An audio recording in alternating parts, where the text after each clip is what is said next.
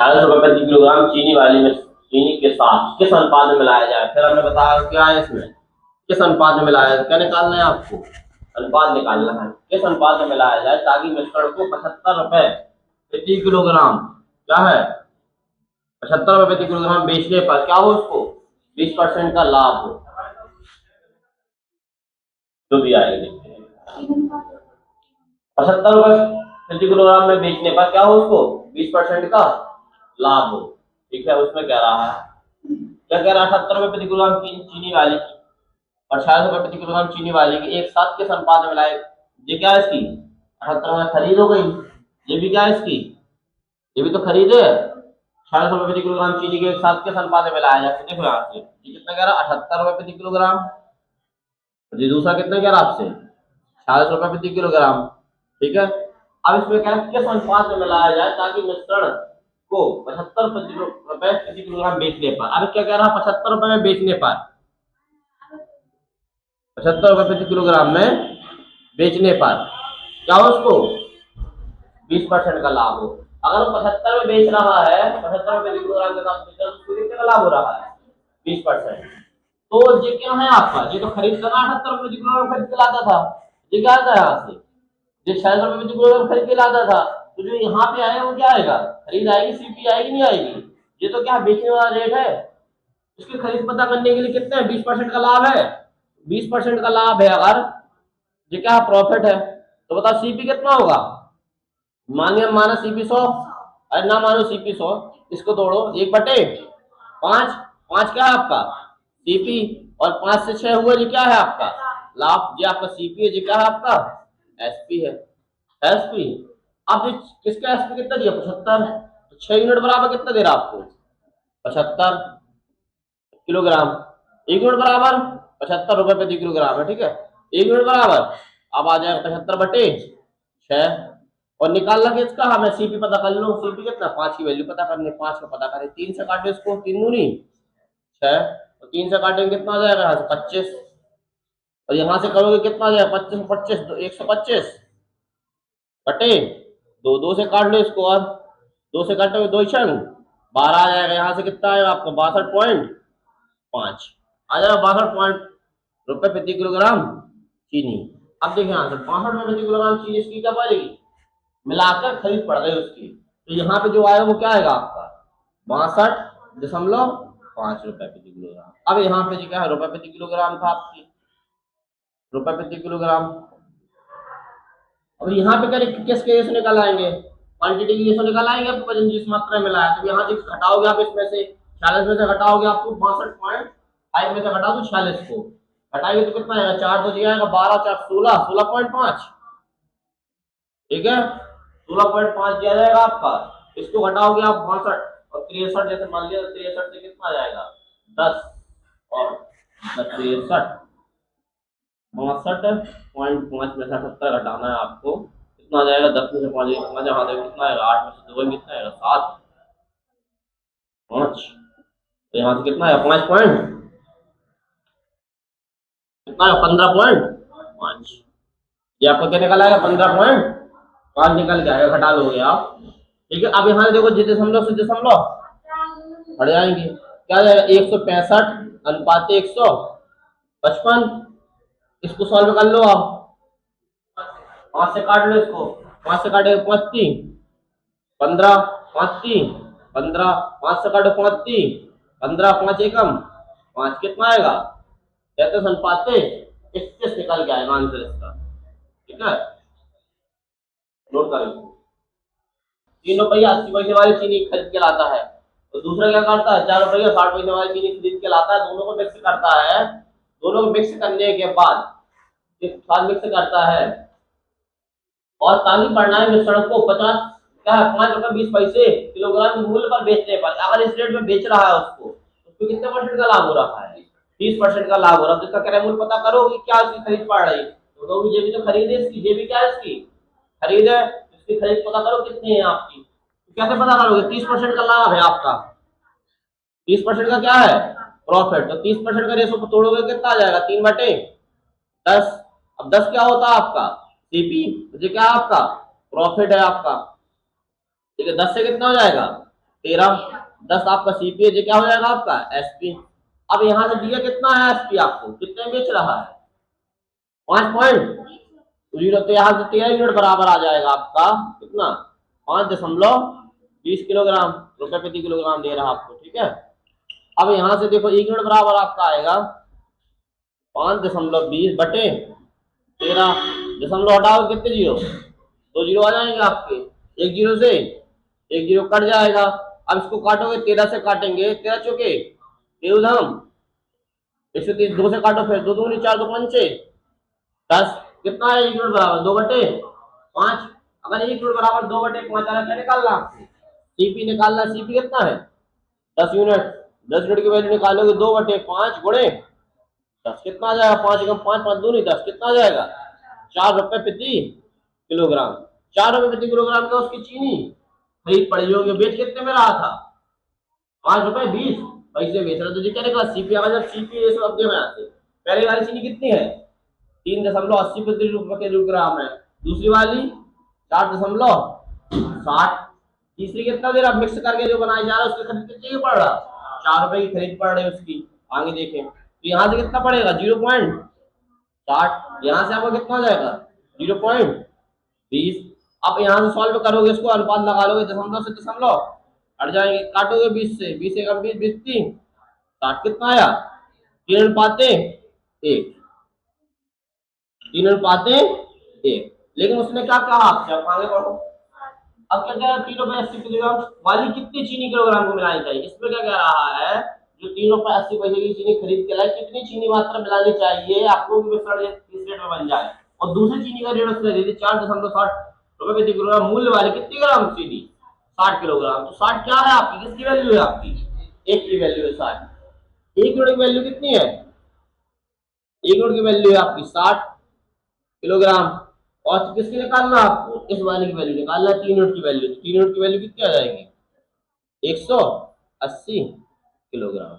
यही आपका क्या हो जाएगा आंसर, क्या है 180 किलोग्राम जी मिलाओगे आप, और जी कितनी मिलाओगे 60 किलो की जी मिलाओगे तो आपको किस रेट में पड़ जाएगी 4 रुपए प्रति किलोग्राम की रेट से आपकी पड़ जाएगी आपकी। और फिर उसको आप बेच रहा कितने में 5.20 में क्या कर रहा है बेच रहा है वो। तो कितनी पेंसिल खरीदी 10 पेंसिलें और 8 पेन खरीदे हैं उसने, आपको जो पता है आपको 150 रुपए में बराबर खरीदता है 10 पेंसिल प्लस 8 पेन खरीदता है, ठीक है। वह पेंसिलों को 4% के लाभ पर और पेन को 7% के लाभ पर बेचता है, ठीक। पेंसिलों को अगर 4% के लाभ पर बेचा और पेन को कितने परसेंट के लाभ पर बेचा 7% के लाभ पर बेचा, जी क्या है इसका लाभ का परसेंट दे रहा आप प्रॉफिट का, ठीक है, जो लाभ दे रहा लाभ का परसेंट दे रहा आपको, ठीक है। आगे बेचता हो, कुल मिलाकर उसे कितने का लाभ होता है, कुल मिलाकर दोनों से उसको कितने का लाभ होता है 9 रुपए का। बट आपको जी क्या है जी परसेंट में है, जी परसेंट में है तो इस 9 को भी कैसे परसेंट में कन्वर्ट करना पड़ेगा, कैसे करोगे कन्वर्ट, 9 रुपए का लाभ होता है, कितने रुपए में 9 रुपए का लाभ होता है 150 रुपए में। लाभ कितने में होता है 150 रुपए में, 9 का लाभ हो किससे 150 में से, और कितना परसेंटेज निकालना 100 का भाग दे देंगे आपको, ठीक है।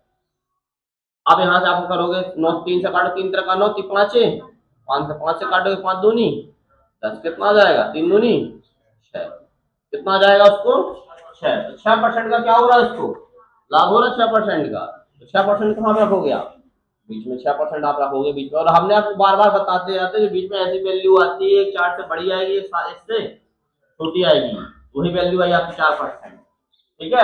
अब यहाँ से घटाओगे कितना आएगा 7 में से 6 1, यहाँ से 6 में से 2 हटाओगे 2। अब हमने आपको बताया जाएगा जब लाभ दिया होता है तो लाभ का संबंध किससे बताया जाता है सीपी से, तो जी किसके रेशो निकल के आते हैं, ये रेशो निकल के आए होंगे सीपी के, ठीक है, 1 और इसका 2 यूनिट, 1 यूनिट सीपी आया यहाँ पे 2 यूनिट। अब यहाँ पे देखो तो प्रत्येक पेंसिल और पेंसिल का मूल्य याद करें, हाँ बताओ इसमें कितने पेंसिल खरीदता है 150 रुपए में खरीदता है, ठीक है। अब यहाँ से देखो अब 150 रुपए में खरीदता है, जितने रुपए आ गए ना सीपी के, 1 और 2 कितने हो गए 3, 3 यूनिट बराबर 150 रुपए में खरीदता है 150 रुपए, 1 यूनिट बराबर 1 यूनिट बराबर कितना आ जाएगा 50, 50 रुपए। एक एक इसने क्या था यहाँ पे आपका पेंसिल, पेंसिल कितने रुपए में खरीदी उसने, 50 रुपए की पेंसिल खरीदी। और यहाँ आपको बताया यहाँ कितने की पेंसिल खरीदी, 2 यूनिट बराबर 100 यूनिट, 100 रुपए की पेंसिल खरीदी।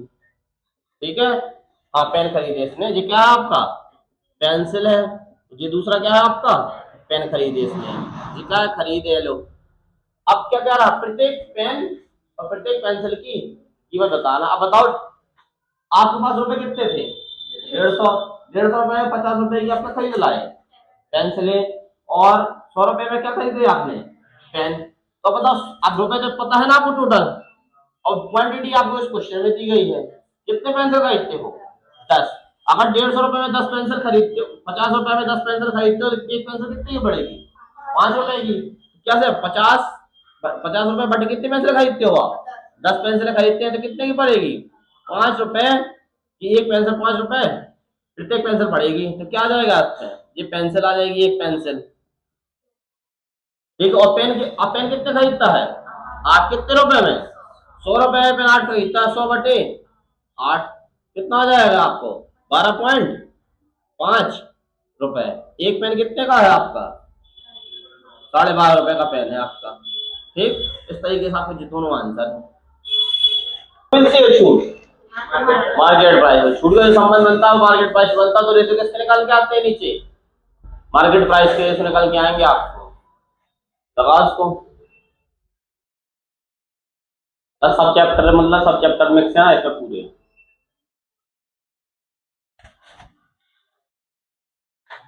तब यार आज आया कौन नहीं है, मोहित नहीं आया आज।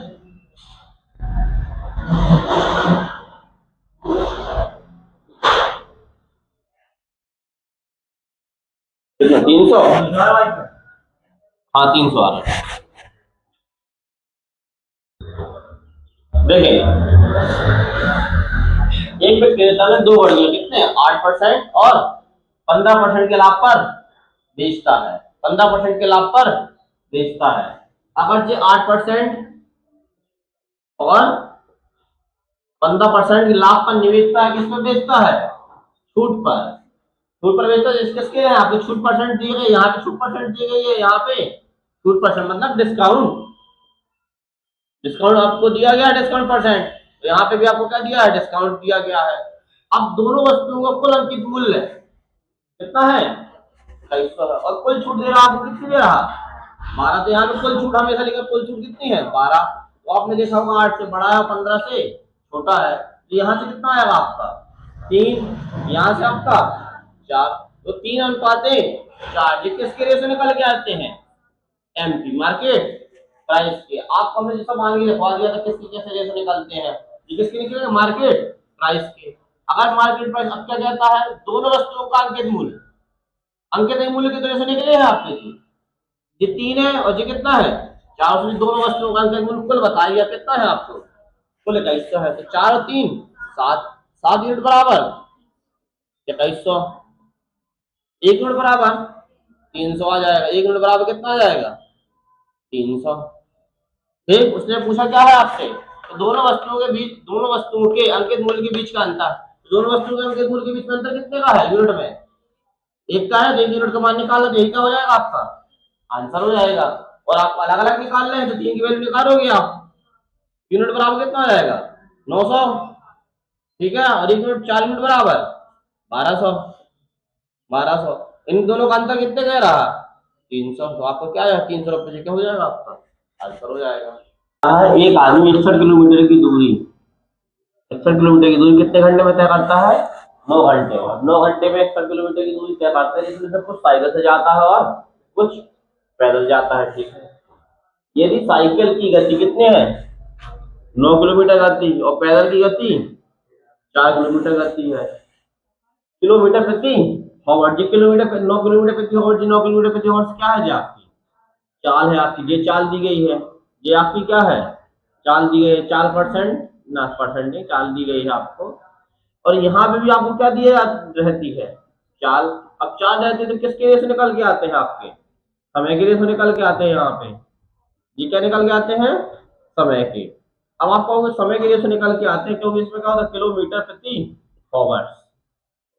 एस लगा, एस शॉर्टकट है, आपको समझने का कि यहाँ पे रेशो निकलेंगे किसके, समय के। अब यहाँ पे बताओ ये अगर देखा जाए साइकिल से कितना चल रहा, साइकिल की चाल, साइकिल की चाल कितनी दे रहा, 9 किलोमीटर प्रति घंटा। इसका मतलब होता है 1 घंटे में 9 किलोमीटर चल रहा है। इसकी चाल कितनी है, 9 किलोमीटर प्रति घंटा।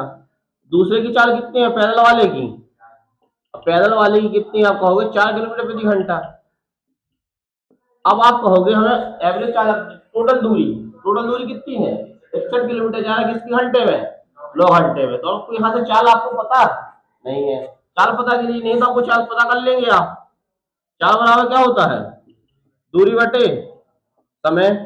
अब बताएं, अब आपको चाल पता निकालना है तो दूरी आपको पता, दूरी कितनी दे रहा, 61 किलोमीटर, दूरी आपको 61 किलोमीटर, और समय आपको कितना दे रहा, 9 घंटे। तो आपकी चाल क्या निकल आएगी, 61/9 किलोमीटर प्रति घंटे। अगर सॉल्व हो जाए तो ठीक, नहीं हो जाता है कितना निकल आएगी चाल, 61/9 घंटे। तो कहाँ रख देंगे चाल, 61/9 घंटे। अब यहाँ से आपको सॉल्विंग करना है। सॉल्विंग करने के लिए बटे में 9 है तो 9 का मल्टीप्लाई यहाँ कर लो, 9 का मल्टीप्लाई यहाँ, 9 का मल्टीप्लाई यहाँ कर लेंगे तो कितना आ जाएगा, 81। यहाँ से बचोगे 36, और यहाँ से आपको कितना आ जाएगा, 9 से 9 कट जाएगा, 61। अब आपने देखा होगा, यहाँ से फिर से देखो ये चीज, क्या 81 से कैसा है छोटा, और 36 से कैसा है बड़ा है, दोनों कवर कर रहा है। अब यहाँ से घटा लेंगे आप, 36 में से आप घटाओगे कितना आएगा, 24 से 25 अनुपाते, इसमें से घटाओ कितना आएगा 20, 5 से काट लोगे 55, 25 पांचोगे 20। तो उसने पूछा क्या था आपसे, तो साइकिल और पैदल चलने के लिए समय का अनुपात बताइए। तो अनुपात यही आपको 5:4 हो जाएगा। की दूरी कितने घंटे में तय करता है, 11 घंटे में तय करता है। और यहाँ से कुछ हिस्सा बस से तय करता है, तो कुछ हिस्सा और कार से। तो आप यहाँ से देखें, आपको एवरेज चाल निकालने कितनी आएगी, एवरेज चाल। तो चाल के लिए क्या है आपको, दूरी बटे समय। दूरी कितने दे रहा है इसमें, 220। समय कितना दे रहा है इसमें, 11। 11 से काटो कितना आएगा, 11 दूनी 22, 20 किलोमीटर प्रति घंटा। क्या आ जाएगी इसकी एवरेज चाल, एवरेज चाल आ जाएगी इसकी। अब यहाँ से देखो उसने क्या कर रहा, बस से कितनी तय कर रहा, बस से, और यहाँ से कार से। बस से कितनी तय करी उसने, 14 किलोमीटर, और कार से 20 किलोमीटर, 25 है, हाँ 25, देख 25 किलोमीटर तय कर रहा है। अब यहाँ से देखें एवरेज कितनी है इसकी, 20। अब यहाँ से देखो कितना आएगा, 5:6। रेशो किसके निकल आएंगे, 5:6। ये रेशो किसके निकलते हैं, समय के। ठीक है, अब आपको एग्जैक्ट दूरी बतानी, कितनी दूरी तय की है उसने, किसने, बस ने। अब बताओ जो समय है आपको 5:6। ठीक है, अब बताइए टोटल समय किसके बराबर हो जाएगा, टोटल इसने बस वाले ने कितना लिया, मान लो 5 मिनट का समय लिया, इसने कितना लिया, कार वाले ने 6 मिनट का समय लिया, और टोटल समय कितना है आपके पास 11, क्योंकि 11 घंटे में जा रहा है, कुछ बस से और कुछ टोटल समय लग रहा है उसको 11 घंटे। अब यहाँ से देखो 6 5 11 यूनिट बराबर 11, उसमें क्या दे रहा 11 घंटे। 1 यूनिट बराबर 1 घंटा, तो इसको कितने लगे, इसको कितने लगे होंगे 5 घंटे, इसको कितने लगे होंगे 6 घंटे। ठीक है, इसको 5 घंटे लगे, इसको कितने लगे 6 घंटे। अब यहाँ से देखा 5 घंटे लगे, 6 घंटे लगे इसको। अब कहाँ से, अब आपको क्या क्या पता है, दूरी पता करनी किसकी, बस की दूरी पता करनी। बस कितनी चाल से चल रही थी, 25 किलोमीटर के हिसाब से, 14 किलोमीटर के हिसाब से बस चल रही थी, और कितने घंटे तक चली वो, कितने किलोमीटर चल जाएगी, पता चलेगी चलेगी। अब इसी को फॉर्मूला से कन्वर्ट कर लोगे, क्या निकालना आपको, जैसे आपको पता है दूरी बराबर क्या होता है, 4 गुणे समय, 4 गुणे समय। अब आपको क्या एग्जैक्ट पता चल गया, दूरी हमें पता है, समय दूरी आपको निकालनी है उसी फॉर्मूला से आपका। अब दूरी निकाल ली, दूरी कितनी है इसमें नहीं पता, चाल तो पता है किसकी निकालनी है आपको, बस की। बस की चाल कितनी है 14, और समय कितना लग रहा। अब आपने 14 की स्पीड से गाड़ी चला रहे हो, 5 घंटे में चला रहे हो, कितने किलोमीटर कवर कर लोगे आप, 70 किलोमीटर। दूरी कितनी की आपने, 70 किलोमीटर कवर की, किससे, बस से। तो ये निकालना था आपको, 70 किलोमीटर बस से निकालने से। बस से निकालने के बाद अब एक और चीज कह रहा आपको, अब उसने कह रहा बताइए उसने कितने प्रतिशत दूरी बस से तय की, कितने यहाँ से की 70 दूरी तय की, टोटल दूरी में से किसमें टोटल दूरी कितनी है 220 में से 70 तय की उसने, 220 गुणे 100, जीरो से जीरो कट जाएगा और आप काटो कितना आ जाएगा, इससे काट लो, 2 से काटे तो 5 10, यहाँ से कितना आ जाएगा 11, यहाँ से आपका आ जाएगा 7 बटे 11, 11 थी 33, बचा कितना 11 ही कम, 11 बचा कितना आपको 9, 11 8 88, तो यहाँ से क्या है 31.8% आ जाएगा आपका आंसर, जी आपका आंसर आएगा कितना देखिए उसमें 7%। महिलाओं की संख्या का अनुपात महिलाओं की संख्या में वृद्धि कितना क्या 10%। अब यहाँ पे एक बात चीज है, ये मेल की है आपकी, ये आपका फीमेल है आपकी, और दोनों में क्या दिखाया गया आपको, इसमें वृद्धि, उसका मतलब समझोगे तो उसमें कैसा है आपका वृद्धि है 7% की वृद्धि और 10% की वृद्धि। और शहर की जनसंख्या इसमें क्या कह रहा है ओवरऑल, देखो अब यहाँ से टोटल के ना महिला बताई ना पुरुष बताए, इसमें क्या कह रहा टोटल शहर की जनसंख्या में कितने परसेंट की वृद्धि हो रही 9.5% की वृद्धि, तो आप यहाँ पे क्या रखोगे 9.5% की वृद्धि। अब यहाँ से वृद्धि हो रही तो यहाँ से कितने की वृद्धि हो रही, घटाओगे 0.5, यहाँ से घटाओ कितना आएगा 7 और 1 8 2, 2.5 आ जाएगा, तो दशमलव से दशमलव हट जाएंगे आपके, 5 कम 5 पचम 25, रेशो कितना बनेगा 1:5 बन जाएंगे।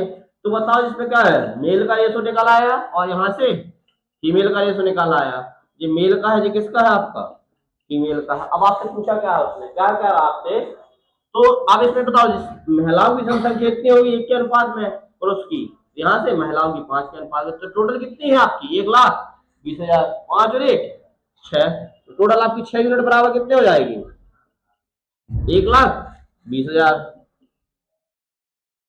अब इसको सॉल्व करोगे 6 से काटो, यहाँ से 1 यूनिट 6 से काटो 6 दूनी 12, 1 2 3 4 आ जाएगा, कितना आएगा 1 यूनिट बराबर कितना आएगा आपका 20,000। निकालना क्या है आपको, इसमें पूछा है महिला और पुरुष की क्या बीच का अंतर, तो बताओ अंतर कितना है इन दोनों के बीच में, अंदर तो 4 ही का है ना। अब अलग अलग भी निकालोगे तो बात एक ही है, एक की निकालोगे तो आपका 80,000 आया, इसका निकालोगे कितना आएगा 8 इसको 2 से 10,000 आ जाएगा, 10,000 10,000 में से जैसे 1 लाख आ जाएगा, 1 लाख में से आपका 20,000 घटाओगे तो अभी आपको कितना निकाला है 80,000 निकाला, यहाँ से डायरेक्ट अंतर का अंतर कितने का है 4 यूनिट का, यही से आपको निकाल देना 4 यूनिट का मान, 4 यूनिट बराबर बीचों के 80,000 आ जाएगा आपका, नोट करें आप, ये आपका क्या हो जाएगा आंसर हो जाएगा। शहर की आबादी कितनी है, थोड़ा आबादी का मतलब क्या होता है, जनसंख्या होती नहीं होती आबादी, जैसे आप लोग कहते हैं सरकारी की आबादी इतनी है, तो शहर की आबादी कितनी है 15,000, ठीक।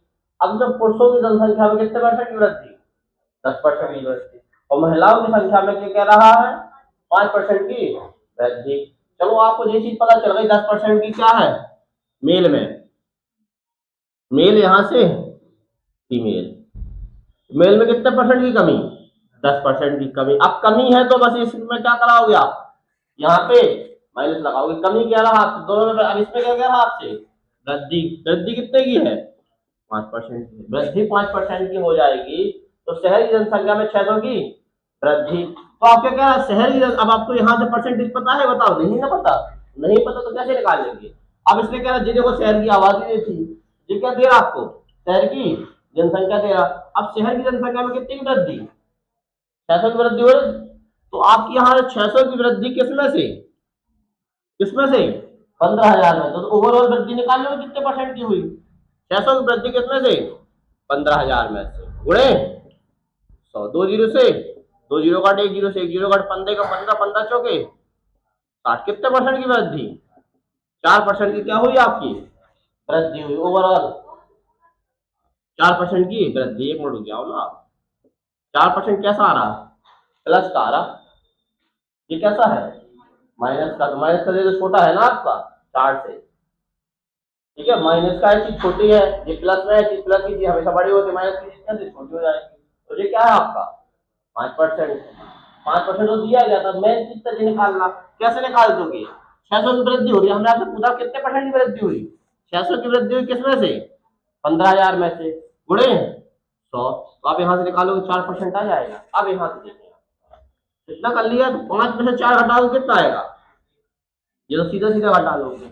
अब इसको थोड़ा आप घटाना, जब माइनस का 10 में से माइनस का 4 घटाओगे कितना आएगा? माइनस का 16, सॉरी 14,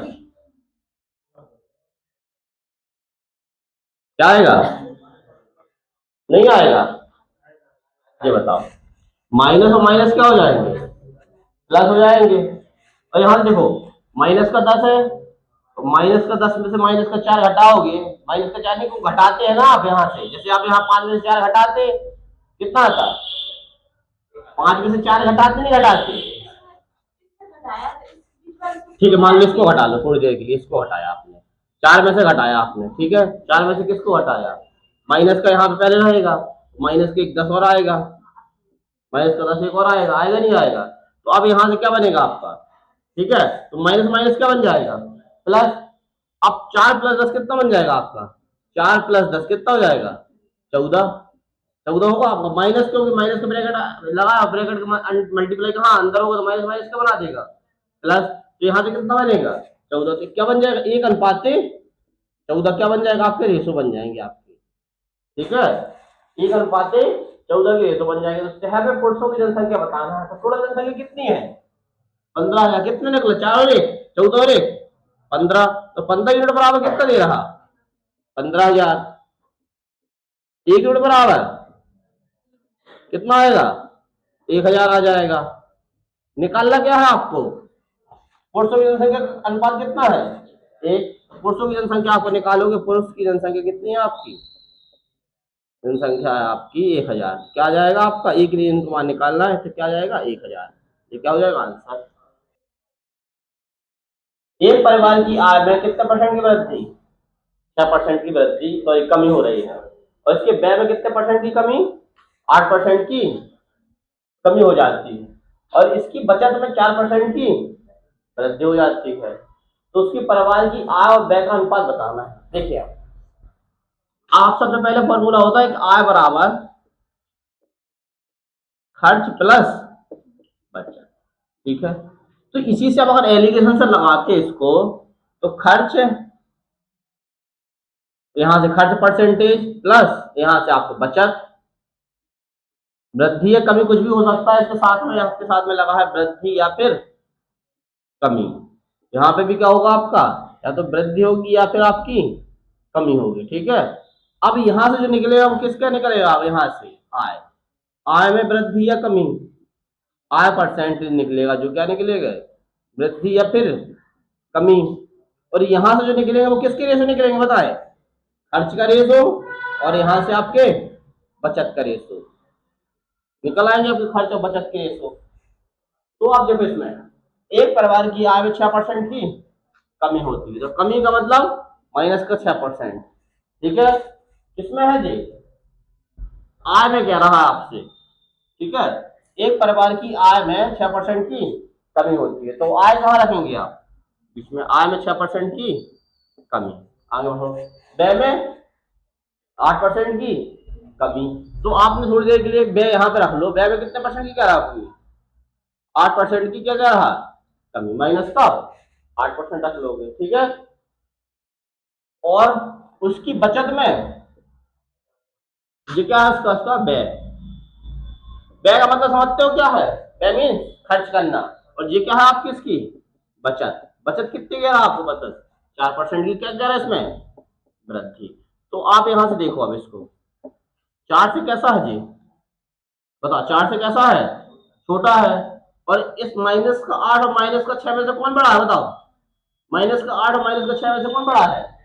माइनस का 6 बड़ा है, ठीक है। अब जब इसमें से इसको सॉल्व करेंगे तो कैसा है? बड़े में से छोटे घटाओगे 4 माइनस माइनस का 6, और जब छोटे में से किसको घटाओगे? माइनस का 8, सॉरी माइनस का 6, छोटे में से बड़े को घटाना है, माइनस का 6, माइनस अपने आप में आ जाएगा, माइनस का 1 8 अपने साथ में लेके चल रहा है, माइनस का 8 रेशो बनेगा। अब यहाँ से कितना बनेगा? 4 माइनस माइनस प्लस 6 4 कितना हो जाएगा? यहाँ से 10 हो जाएगा।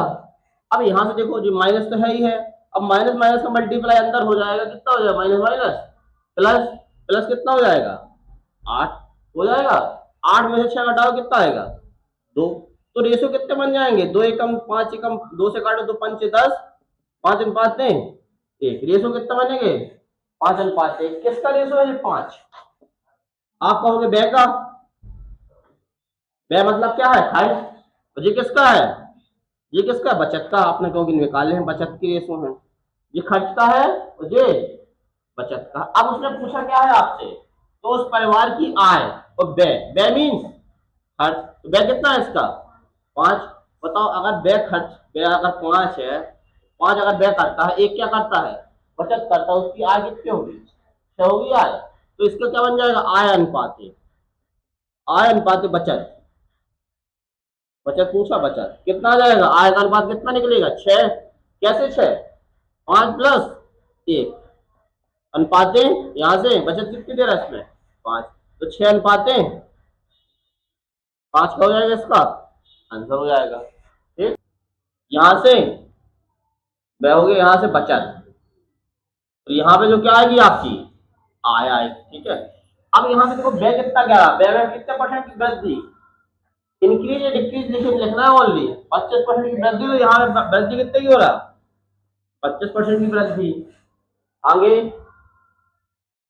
आय में 25% की वृद्धि होती है, उसकी व्यय में 25% की वृद्धि होती है, उसकी आय में कितने परसेंट की वृद्धि होती है, 20% की वृद्धि होती है। क्लियर। अब यहां से देखें आप, और इसमें क्या कह रहा है आपका, ये अपनी आय का कितना परसेंट खर्च करता है, 65% क्या करता है, खर्च। खर्च का मतलब वह है, वह कितना करता है, 65%। 65 कहाँ पे आएगा, यहाँ पे। अगर 65% खर्च करता है तो बचत कितनी करता है, 35%। टोटल 100% होती नहीं होती।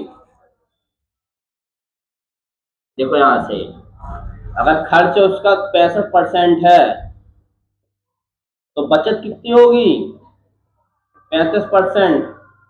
कैसे, 100 माइनस 65, टोटल 100 होती है आय, 65 आ जाएगी आपकी। ठीक है, अब इसको सॉल्व करेंगे, आप कितने रेशो में तोड़ोगे इसको, तोड़े इसको, 5 से काटे 5 सत्ते 35, यहां से 13 कितना आएगा, 13 अनुपात 7। बट आपको 13 अनुपात 7 तो दिया था ना क्वेश्चन में, क्वेश्चन के ऊपर लिखा। अब इसके अकॉर्डिंग बताओ क्या आएगा, 20 में 25 में से 20 घटाओ कितना है, निकालना तो आपको यही है ना, ये निकालना आपको। तो यहां से घटाओ कितना आएगा, 5। यहां से 5 आ जाएगा, और यहां आपको क्या करना है, पता, ये भी आपको पता नहीं है, तो यहां से आपको डायरेक्ट पता चल जाएगा आपका कितनी वैल्यू निकलेगी। तो देखें, अब यहां से 5 है, तो 5 की 5 आपको क्या पता है, यहां से 13 और क्या पता है, 7, 2 यूनिट पता है जी। तो 7 यूनिट की वैल्यू कितने लिखोगे आप, 5। 1 यूनिट की वैल्यू